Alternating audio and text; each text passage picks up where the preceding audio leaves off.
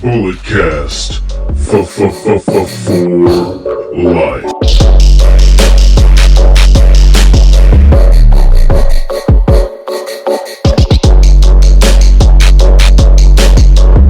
What is up, everybody? Welcome to another edition of Under the Radar. My name is Brandon Tanguma, and on today's episode, we're going to be going over the New Japan King of Pro Wrestling event. Some Wrestle Kingdom matches have been announced, and as always, we got the NXT TV report and the Total Divas report. But first, let's get into some breaking news that happened earlier in the day. It has been confirmed by WWE that Eric Bischoff has been fired or removed, however you want to say it. You want to be a little positive, say he's been removed from his position on Smackdown, and he will be replaced by a fellow podcaster with Conrad Thompson, Bruce Prichard.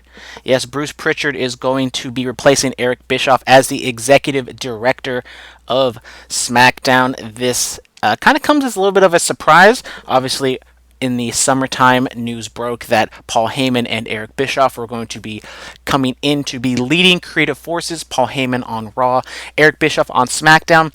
It was never really clear what kind of power or what kind of influence they exactly had on each show. I think I was a little bit more impressed on the direction of Raw. I might be a little biased just because I like Paul Heyman's, mind for the business maybe a little bit more than I like Eric Bischoff, so maybe I was more keen on finding some positive things on Raw. But it seems as though Eric Bischoff has been fired. There's no real reason for it right now, but according to the Wrestling Observer, it seems as though this has been this is not a surprise for people on the inner circle of WWE. Bruce Prichard and head writer Ed Koskey will be the head people in charge of SmackDown going forward. And Eric Bischoff was brought in partially because of a recommendation of Bruce Prichard, and the two have been working together on the show.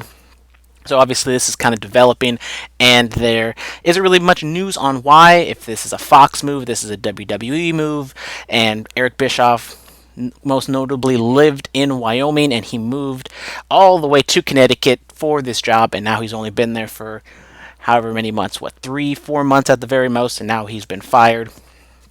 I was just watching the early portion of the new WWE Fox show, WWE Backstage. I don't exactly know what to call it. I mean, it's a studio show. On this preview, it had Booker T, Renee Young, Christian, and Paige. And I just watched the first segment. It was pretty much, they talked about the draft. They even touched on this. They did not talk one bit about Eric Bischoff. They only talked about Bruce Prichard. And I'm trying to get a gauge on what this show is going to be about. There was some hints of, it was definitely a kayfabe-driven show, but there was some, insider talk. They were talking about heels and developing your character and stuff like that.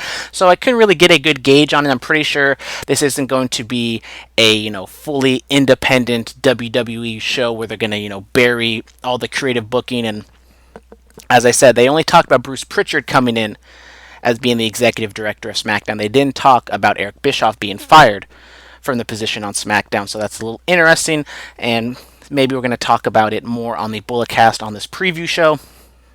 Renee Young teased that there's going to be an interview with Cain Velasquez, and they're teasing some sort of trade between the two brands, so maybe we will talk about that also on the Bulletcast. But let's talk about some other notes from the Wrestling Observer.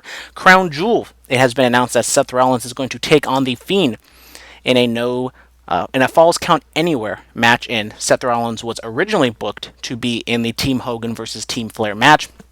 Now Seth is out of that match. He's only going to wrestle one match, and that will be the Universal Championship match.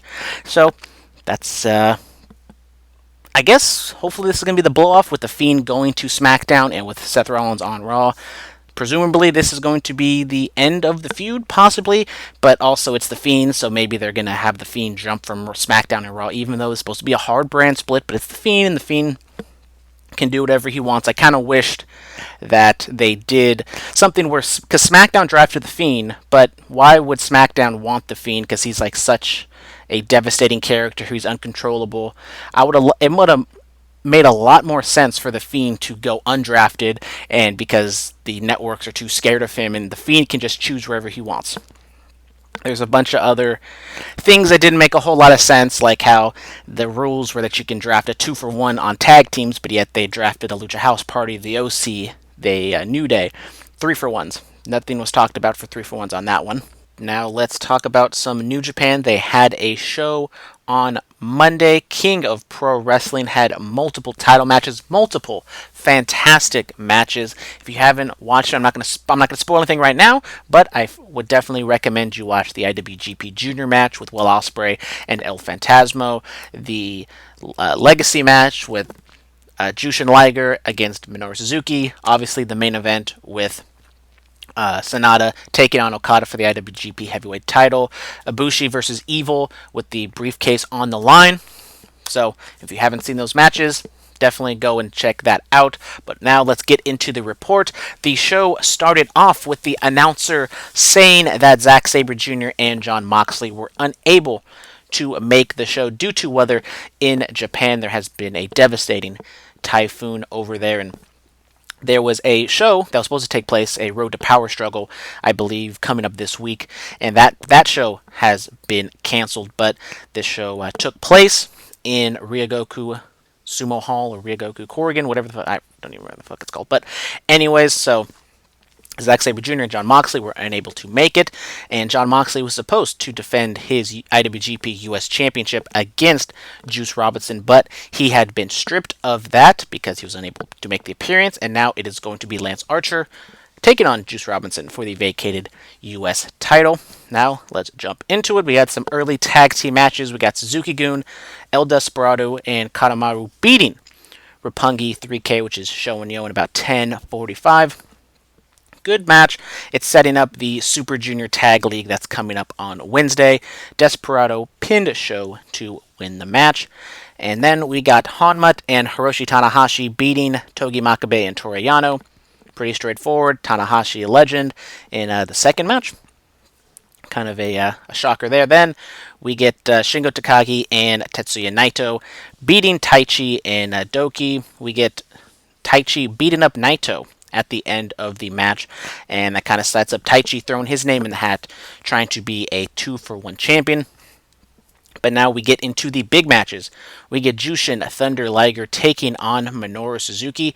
Liger came out dressed as Battle Liger, a version of Liger that hasn't been seen since 2012. Liger came out without the full jumpsuit. He had just a long tights, and he had the mask without the eye covers, without the hair. And, very laid back, very serious Jushin Liger. And Minoru Suzuki comes out, and a very hard-hitting match.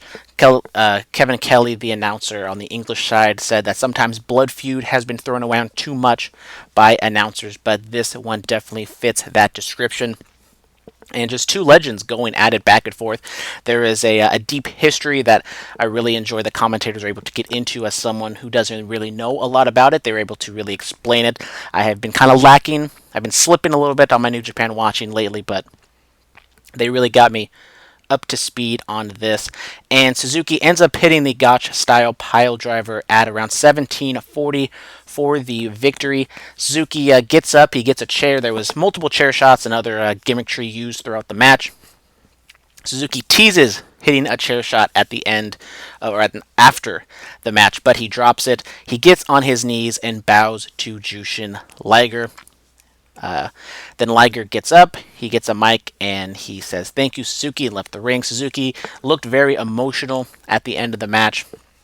I thought this match could have been at Wrestle Kingdom, but it is not. We actually have Liger's first retirement match on night 1 of Wrestle Kingdom. So what's going to happen is Liger is going to have 2 matches. He's going to have 1 match on night 1, another match on night 2. And then he's going to have a retirement ceremony take place on January 6th at New Year's Dash, which obviously is the show taking place after Wrestle Kingdom. So the first match is going to be a 10-man tag filled with legends. And at the press conference that took place yesterday, Jushin Liger will team with Tetsuya Fujinami, and this is his first appearance in the promotion since 2008. We got the Great Sasuke and Tiger Mask, and to take on the team of Noki Sano. I'm going to butcher these names, but I'm going to try my darndest. Shinjiro Otani, Tatsuhito Takawa, and Taguchi-gun. So Definitely a legends-filled mask. We got El Samurai will be cornering Liger's team, while Kuniaki Kobashi will be cornering Sano's team. So it's just a feud or a tag team match filled with a bunch of legends and some people that have been in Jushin Liger's career. So hopefully this is going to be a fun match. You know, it's a legends match. Maybe the second match is going to be obviously his real final match. And that one I expect to be a bigger match, a more highly anticipated match. I don't know what he would do. Maybe he could face the IWGP Junior Champion for one last go around. Maybe he fights somebody else who we're not really thinking about. But shout out Liger, absolute legend in this business. Losing to Minoru Suzuki, I thought this was a great hard hitting match, and Liger looked great. I mean, he had a fantastic body. Shout out to Liger. I mean, he's like, what, his 50s or 60s or something like that. And he just still looks great, just absolutely tearing it up. Moving on to this generation's juniors, we get Will Ospreay with Robbie Eagles taking on the 2019 Super J-Cup winner El Phantasmo with Taiji Ishimori in his corner. And this match was just absolutely insane. They go all over the place. They do a brawl. They go into the crowd and they go up to the, I don't really know what to call it. It's like the entrance. I mean, it's kind of like you know what I'm saying, like the corner of the arena. There's like the little lip, and they're kind of up on the edge there, so kind of teetering. And El Phantasmo, ELP, as the cool kids call him, did a splash onto Ospreay, who was on the ground. They make it back into the ring. We get some more back and forth. We get a cutter. Will Ospreay jumps from the outside. He jumps from the guardrail onto the ring, or grabs ELP off the ring apron for a cutter. We get Taiji Ishimori. Both of the guys who were cornering them left, trying to do ELP, trying to show that he's going to fight fair and he's going to beat Will Ospreay fair and square. Story coming into this match was that ELP was beating Will Ospreay. He beat Will Ospreay at the Super J Cup in the semifinals, and he pinned him in a tag match. So ELP has been having Will Ospreay's number, and Will Ospreay, I've been saying this continuously, that he's probably my best wrestler of 2019 thus far, just having absolutely fantastic matches with a wide array of opponents. And this is just kind of the one guy that Ospreay hasn't been able to beat, and he was able to beat him after he hits a huge hidden blade, just absolutely annihilates him. Will Ospreay tweeted this out on his Twitter machine.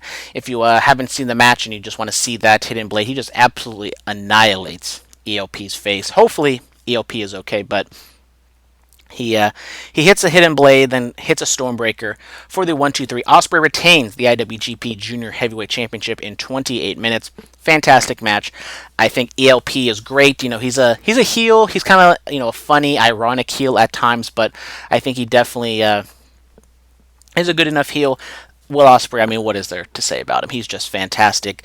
As I kind of hinted at, I think last week or a few weeks ago, that I think his time in the junior division is numbered. I think he's going to be going up to that heavyweight division. I wouldn't be shocked if he faces Jushin Liger at Wrestle Kingdom. I don't really know who else he could face in the junior division, since he is the champion, and we're really looking towards Wrestle Kingdom and what kind of matches are going to be taking place. And I think Will Ospreay versus Jushin Liger for the junior title, one last time for Liger to get that title, could be fantastic. And I mean, Liger, he's old. He's probably obviously going to be carried a little bit by Will Ospreay, but I think Will Ospreay could just have an absolutely fantastic match. And because Will Ospreay, he's been he can be heelish and he can be a babyface, so he can really play up that heel, and he can just be an absolute dick to Jushin Liger on his last match. But then in the end, just have the big old moment. He hugs him. I don't think Liger is going to win on his last match. I think he'd do the job and just have an absolutely fantastic moment. Next up, we get the IWGP IC champ, Jay White, and Yujiro Takahashi. The never openweight Kenta, beating Chaos members Yoshihashi, Hiroki Goto, and Tomohiro Ishii in 12:30. Kind of a come-down match, just getting the heat on the Bullet Club. Nothing real special to say here. Then we get the vacant IWGP US Championship with Lance Archer taking on Juice Robinson. And Lance Archer wins in 15 minutes to become the new IWGP Heavyweight Champion. A man who wasn't even booked on the show is now the U.S. champ. As I've kind of said, especially during the G1 climax, I was really impressed with what Lance Archer was doing. I think this is a good pick. The match itself, it wasn't that good, to be honest. It kind of dragged a little bit as they were trying to set up some of the hardcore spots in the ring. And Finlay ends up making a surprise and kind of setting up that as the next feud going forward for Lance Archer. So there you go. Should be a fun little thing going up there. So then we get the semi-main event with the G1 Climax 29 winner Kota Ibushi taking on Evil, putting his heavyweight championship rights to Wrestle Kingdom on the line. He is trying to avenge his loss from the G1 Climax, and Kota Ibushi wins in 24 minutes to retain his rights. Very good match. As I kind of said in the preview show last week, kind of obvious that Ibushi was going to get the win here, but still, if you can just kind of suspend your disbelief, really good match, good near falls, good action here. But in the main event, a really good match, even though I had zero doubt that Okada was going to lose this match. That being said, an absolutely banger of a match. Okada taking on Sanada, defending his IWGP Heavyweight Championship, and Okada wins in 37 minutes and 30 seconds. Absolutely fantastic. The story going in is that Okada is 6-1 against Sanada. But Sanada just had every counter in the book for the Rainmaker. Okada could just not really put Sanada away. Fantastic reversals and counters and just back and forth action. Absolutely fantastic finishing sequence here. But in the end, we get Okada pulling out some sort of like Michinoku type driver, a Michinoku variant, and he hits the Rainmaker for the win. Just absolutely fantastic finishing sequence here. Definitely go and check this out. You know, as I said, kind of an obvious finish, but still a really good match. Then after the match, Okada knelt down, thanks Sanada. Sanada, very hard to get, very easy to get those two names confused, but they exchanged some words. Sanada seemed to be a little bit emotional. Okada grabbed the mic, and he thanked all the fans for coming out, especially during all the stuff that's going on with the typhoon. Then he called out Ibushi, because Ibushi has been able to avenge all of his losses from the G1, but Okada has not. They made it official. Ibushi came out and officially challenged him for the championship at Wrestle Kingdom 14, and now we have the Night 1 main event for Wrestle Kingdom 14. Kazuchika Okada will take on and defend his IWGP Championship against Kota Ibushi. I mean, what can you say? This match is going to be absolutely insane. I think they're definitely leaning towards a double champion at the end of the second night. There's a lot of talk about double champions. Jay White being the IC champ. Who knows who he could face? Obviously, during the press conference yesterday, Okada hinted that he is going to defend his championship on both nights. So that could hint at maybe he is going to go for the double champ as well. So that's the end of the King of Pro Wrestling event. Very good show. Kind of, some obvious picks and some obvious winners here, but I thought the junior match was maybe the best match, with the heavyweight championship match a close second. So now we get some matches have been announced for the Power Struggle. We have 4 matches being announced. We are going to get the IC champ Jay White defending against Hiroki Goto. We're going to get the Never Openweight champ Kenta defending against Tomohiro Ishii. We're going to get Tetsuya Naito challenging Taichi. And then we're going to get a tag match with Kazuchika Okada and Yoshihashi taking on Kota Ibushi and Hiroshi Tanahashi. And this is going to be, I can't exactly get, Power Struggle will be taking place in Osaka on Sunday, November 3rd. So this show will also feature the finals of the Super Junior Tag League. Should be another really good show. No IWGP Championship match, but the IC Champ is probably going to main event with that Kenta Tomohiro Ishii match. Hopefully nobody gets hurt. but that could definitely steal the show with Tetsuya Naito and Taichi. They had an okay match, I think, at the G1, but probably not expecting a whole lot from that. So now let's move on to last week's NXT show. This took place on October 9th. As always, it was at Full Sail University with commentators Mauro Ranallo, Beth Phoenix, and Nigel McGuinness. They opened up with clips from last week's show with Velveteen Dream Experience, the arrival of Finn Balor, the Undisputed Era, retaining the tag titles, and finally the return of Tommaso Ciampa. So Mauro was on camera on that little perch that they have above the commentator's desk, and he kind of introduced the show by saying they are lighting the fuse and kicking off the show with a Cruiserweight Championship match, and that is exactly what they did. Drew Gulak takes on Lio Rush and defends his NXT Cruiserweight Championship match, and Lio Rush is now your new NXT Cruiserweight Champ. Really good match. I think this kind of shows that they're kind of going in a new direction, kind of a new era for the Cruiserweight Championship. As you can see, it is now the NXT Cruiserweight Championship. It's not the WWE Cruiserweight Championship. Still up in the air what's going on with 205 Live. I think Lio Rush is a really good... he was definitely the babyface in this scenario here. He could always turn heel. He could, be a blue blood babyface going forward. I think he's definitely undersized, and I think in the NXT universe, it's going to be hard, I think, for the Cruiserweight division, not to stand out, but the Cruiserweights have to be, I think, even smaller, and I think with Lio Rush being one of the smallest guys in that division, it definitely helps to define the Cruiserweights, because if you have the Cruiserweights and they're, supposed to be the smaller, more athletic guys, but yet you have Drew Gulak, who is probably the same size as Adam Cole. And you got guys like Matt Riddle, Dijakovic, Keith Lee. Those guys are fine. But then you got like Adam Cole's and Finn Balor's. Matt Riddle's more on the bigger side. But even, the entire Undisputed Era, 10, 15 years ago, they would be cruiserweights. And with NXT, definitely having cruiserweights as heavyweights, you're going to have even smaller cruiserweights in your cruiserweight division.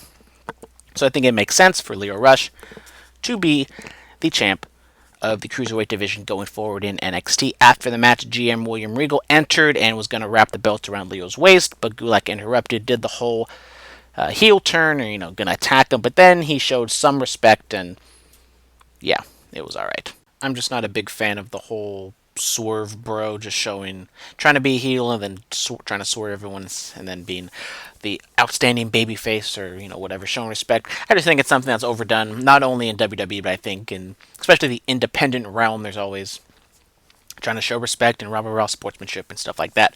So, good match, start to finish. Rush definitely showed signs of being a good lead babyface in the Cruiserweight division. They showed Kushida warming up backstage with Tyler Breeze and Fandango. They showed Walter warming up with Imperium. We get some other stuff. We get some highlights of Balor's run in NXT, and we showed him beating Kevin Owens to become the NXT champion. They showed a video package on Tegan Nox coming on her comeback from her knee injury. Then we get Rhea Ripley taking on Aaliyah with Vanessa Bourne in her corner. Rhea Ripley wins in 1 minute.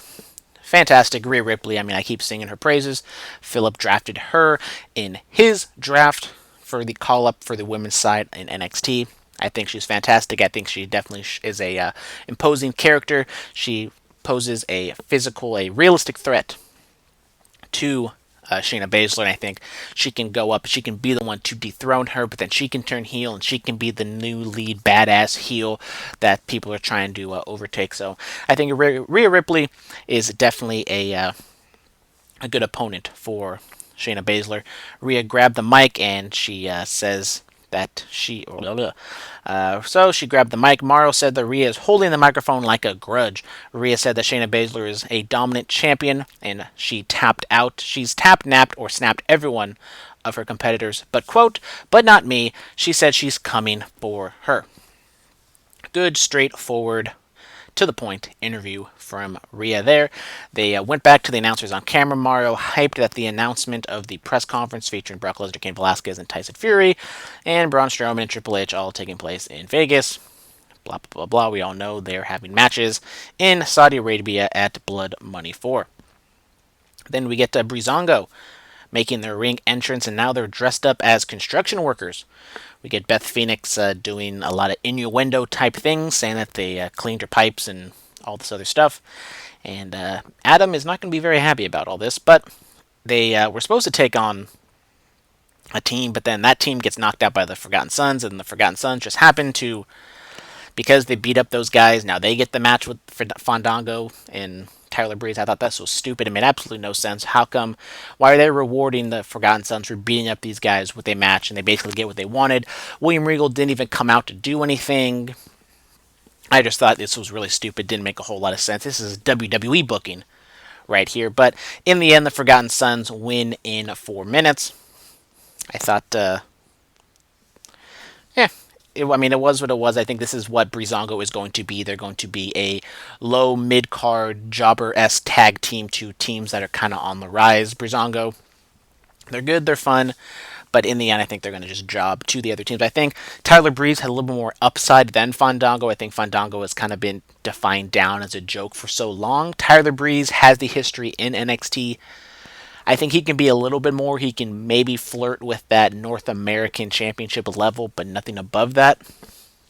But for them being together in this kind of stripper Chippendales tag team, I mean, this is kind of what you would expect for these guys. We get a video package airing on Keith Lee. Talked about how he sees himself in a battle of wills and a battle of hunger, hunger, and the battle of the future with Dominik Dijakovic. He says that they will meet next week, and Dijakovic will have no choice but to bask in his glory.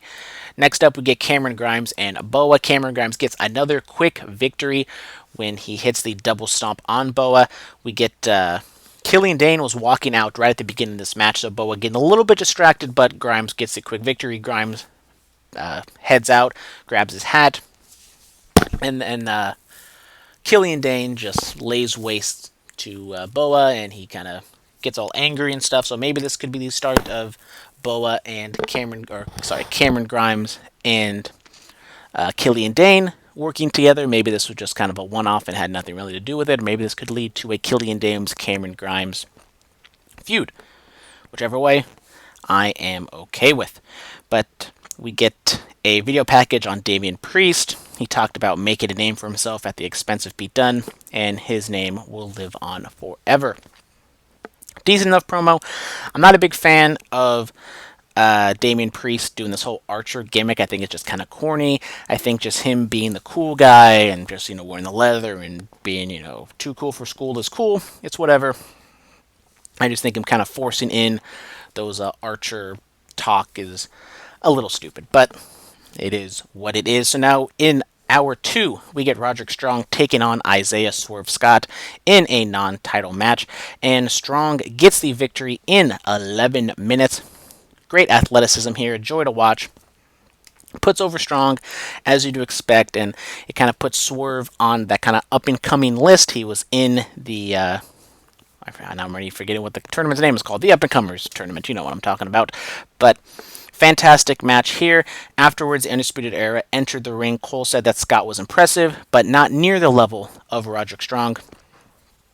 He said that he loves NXT because it's where the best of the best come to see if they can measure up with the Undisputed Era. He said that that's why Balor and Ciampa returned. He said that they want to try to fulfill an unrealistic dream and that they can dethrone them. Guess what? That is never going to happen. He said Velveteen Dream showed up on the big screen and asked if someone said Dream. And then out of nowhere, Dream just kind of showed up on the the circular area above the ring announcers, and it was kind of cliche, it was kind of dumb. And then we get Dream going, and he shows a picture of Roderick Strong laying basically naked with nothing but the North American Championship on his crotch region. He snaps his fingers, and the championship disappears and shows a little tiny X out mark, showing that Roderick Strong has a tiny penis. And this was really dumb. I hated this. I think this was really bad. I know I said that I kind of liked the sexual innuendos kind of coming back with Velveteen Dream. That was clever. It was edgy. But then this week, or last week, whatever, it was not edgy. It was just, this was WWE booking here. Like, we have this, and we had the whole Forgotten Son stuff. Not a good week for NXT booking in terms of some lackadaisical stuff. I thought this was just kind of too much. It was forced. It wasn't funny. It wasn't clever. And I thought I hated this. This was probably the worst part of NXT for me, was this whole Velveteen Dream angle. Then after all that stuff with Velveteen Dream, Ciampa comes out. He has a crutch behind him. He gets a chair. He sits down, and he says that Goldie, Daddy's home. He throws the mic down, and that was that. Morrow threw to a clip.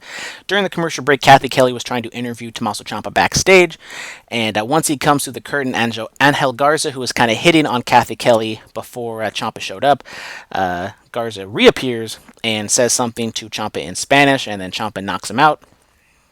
And then Kathy asked, "What did he say?" And Ciampa said, "I don't know." So got a little comedy spliced in there.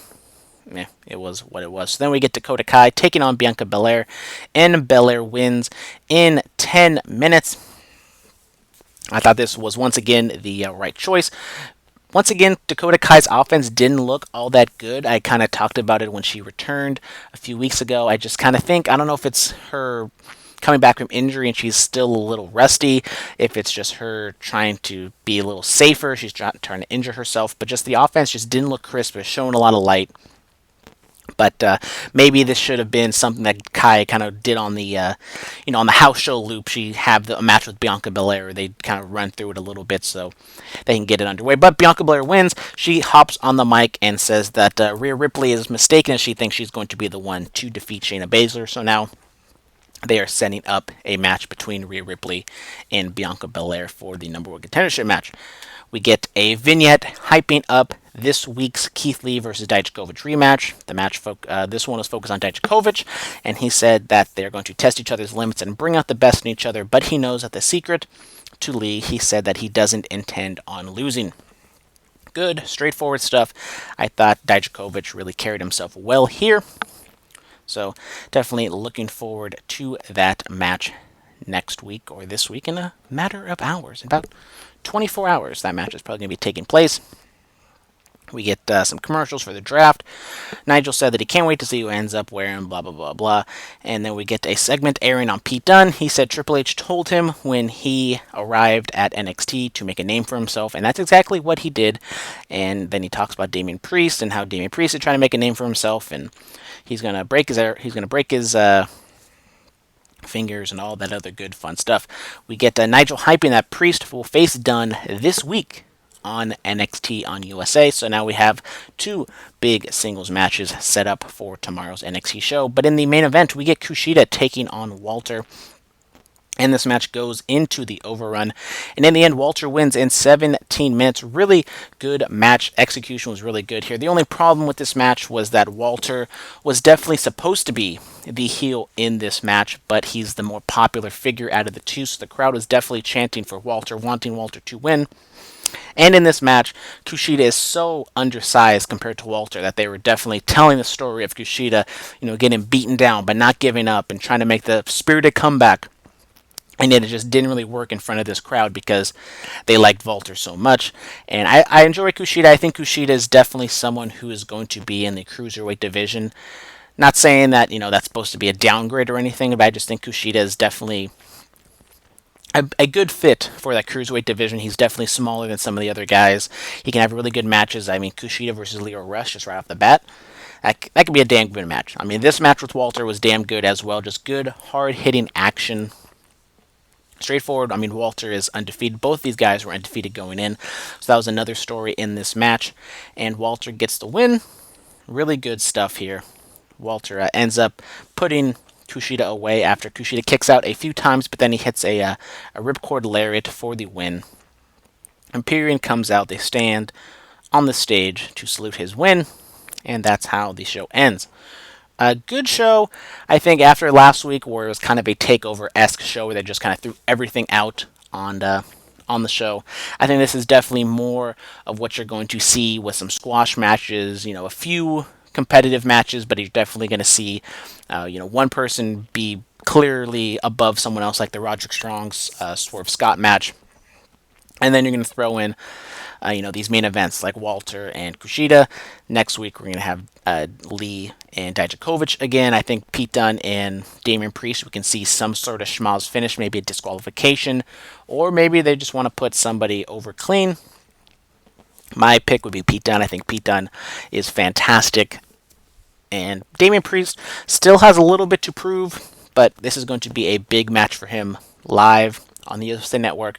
I think he could have a really good match, but it's going to be a question if he can or not. But next up, we got last week's episode of Total Divas.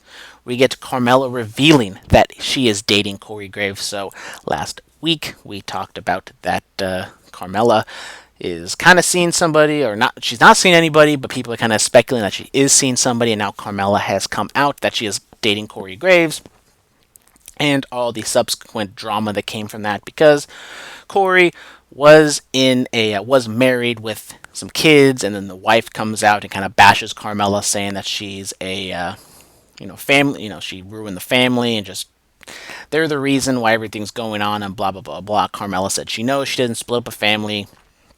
Corey comes out and tries to talk to her and all this other stuff, even though I'm trying to remember, I don't think all this stuff came out on a Monday, so Carmella's crying and she's talking to Corey, but then Corey wouldn't be, in a house show loop, and I don't really know the exact time frame of when all this stuff happened, but I'm just saying it kind of seemed a little fuzzy and didn't seem all that up to speed. Natalya, her father, she continues to talk about her father's death, because Natalya's father and her mother, their birthdays were separated by only a few days, so normally they would celebrate it on the same day. So they had a birthday party for her mother. Obviously her father wasn't there, so a lot of emotions were coming out of that. We also get Ronda Rousey talking about her father's suicide. Her father was in an accident. He was going to be pretty much a vegetable for the rest of his life, and he wasn't going to live too much longer. And he ended up taking his own life when Ronda was very young. I believe she was around 8. She's been open about this. I've heard her talk about it and kind of knew about this for a long time, so it's not really something that Ronda is shy about sharing with people. And that was pretty much Ronda's contribution to the show. Not a lot of stuff going on with her. Sonya Deville was kind of the other big story going forward, that she is going to be a part of Tampa Pride Parade. She's going to have her own float, and she and the girls went down to the float, I don't even know what you call it, the float shop, the float whatever, to pick out whatever float she wanted, and she found one that kind of had resembling a wrestling ring, so they kind of envisioned they could put some ropes and they could make it look like a wrestling ring, deck it out in the rainbow flag. And next week, we're going to see the actual finished product with Sonya and her girlfriend and all the other girls out there on the Pride float, having some fun. I thought it was kind of ironic that I think it was on Raw that they they showed Braun Strowman versus Tyson Fury. I think it was right after the contract signing that they're going to fight in Saudi Arabia. And then the very next thing you see is Sonya Deville and her girlfriend up on a Pride float. So I thought that was just kind of ironic that on a show where, in a country where gays, you can be killed for being homosexual, and also women aren't even allowed to wrestle on the event, you're showing a gay woman with their girlfriend on a Pride float. Same company with two completely different things going on. So that was pretty much the Total Divas. The entire show was, not the entire show, but most of the show was built around Sonya Deville and her Pride Parade. She also suffered some sort of shoulder injury at the Tag Team Elimination Chamber match, and that kind of hurt her stuff going forward, and her, having a lot of stuff on her mind with the Pride Parade and the shoulder injury, and she's trying to do some stuff, and this has all happened before WrestleMania, and if she is hurt, well, WrestleMania obviously not going to work, and blah, blah, blah, blah. But the main storyline going forward was Carmella opening up about her relationship with Corey Graves, and all the drama that came through that, and yeah, so that was Total Divas. Next week, or this week, we're going to see Sonya on the Pride float, probably going to see more about Carmella and Corey Graves. But yeah, that'll do it for me for today. Going to go to the mailbag, utrmailbag@gmail.com, and y'all already know there ain't nobody emailing. But if you want to email, you want to be that person, want to be a good person, email me anything, sports, wrestling, life, whatever it is. utrmailbag@gmail.com, utrmailbag@gmail.com. Thank y'all very much for tuning in. That'll do it for me for today. Make sure to check out the Bulletcast coming up this Thursday. We're going to talk all about the draft, Saudi Arabia matches, Blood Money 4 is taking shape, the AEW Week 3, how does that shape up? The tag team tournament continues, and all that other good fun stuff. Also, make sure to check out my other podcast that I do, Curveballs and Chair Shots. We talked about Week 5 in the NFL. Preview Week 6. You can see if Dominic got how his picks were doing. Talk about the MLB playoffs and the ongoing feud between the NBA and China. All that and more on Curveballs and Chair Shots. Go and check it out wherever you get your podcast at. So thank you all very much for tuning in. A little later edition of Under the Radar, if you've really noticed. But still giving you that content that you deserve. So thank you all very much. And until next time, goodbye and good night. Bye-bye.